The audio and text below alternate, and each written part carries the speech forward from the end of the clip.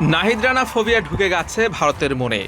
বাংলাদেশের গতি তারকা নাহিদকে সামলাতে ভিন্ন রকম পদক্ষেপ নিল ইন্ডিয়া। ঘুরনুর ব্রার নামে এক পেসারকে নিয়ে আসা হয়েছে ভারতের ট্রেনিং ক্যাম্পে। 6 ফুট 5 ইঞ্চির এই পেসারকে নিয়ে আসার কারণ বাংলাদেশের নাহিদ রানা কেন আর কিভাবে তা নিয়েই থাকছে এই প্রতিবেদন। ভারতের স্কোয়াডে জাসপ্রীত বুমরা ও মোহাম্মদ সিরাজের মতো পেসার রয়েছেন। বুমরাকে তো নতুন করে চেনানোর কিছু নেই, যে কোনো পিচে যে কোনো দলের বিপক্ষে বুমরা একাই যথেষ্ট। বর্তমান সময়ে সেরা ফাস্ট বোলার বললেও ভুল হবে না, কেউ বোধহয় তর্কে যাবেন না। বুমরার মতো অত বড় তারকা না হলেও ব্যাটারদের জন্য এক চাপের নাম মোহাম্মদ সিরাজ। অ্যাগ্রেশন আর টাইট বোলিং লেন্থে ব্যাটারদের শাসন করাই যার কাজ। বুমরা আর সিরাজ থাকলে নেটে কি এক্সট্রা কাউকে দরকার পড়ে?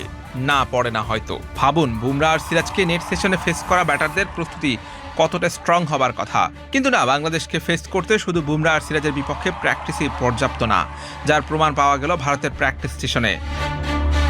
শুধুমাত্র নাহিদ রানাকে ফেস করার জন্য 6 ফুট 5 ইঞ্চির এক পেসারকে নিয়ে আসা হয়েছে নেট সেশনে। সেই বোলারের নাম গুরনুর ব্রার। ব্রারের ফার্স্ট ক্লাস ম্যাচ খেলার এক্সপেরিয়েন্স মাত্র 5 ম্যাচের। এছাড়া তার পরিচয়, তিনি গেল বছর পাঞ্জাব কিংস দলে ছিলেন। একটা ম্যাচও খেলেছেন এই ফাস্ট বোলার। মূলত তাকে ক্যাম্পে নিয়ে আসার প্ল্যান করেছিলেন মর্নে মর্কেল, যিনি এখন কাজ করছেন ভারতের ফাস্ট বোলিং কোচ হিসেবে। মর্কেলের মতে চিপক স্টেডিয়ামে যদি এক্সট্রা বাউন্স পেয়ে যান নাহিদ রানা, তাহলে সেটার বিপক্ষে খেলতে সমস্যা হতে পারে কোহলি রোহিতের। তাছাড়া রানার স্পিডে বল করার মতো পেসারও নেই, তাই হাইটে লম্বা এমন একজনকেই চাইছিলেন মর্কেল।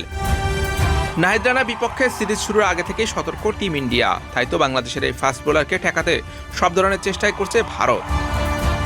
নাহিদ রানার বিপক্ষে কৌশল অবলম্বন করার চেষ্টা করছে ভারতীয় ব্যাটাররা। রানাও কি প্রস্তুত আছেন ইন্ডিয়ান ব্যাটারদের ডোমিনেট করার জন্য?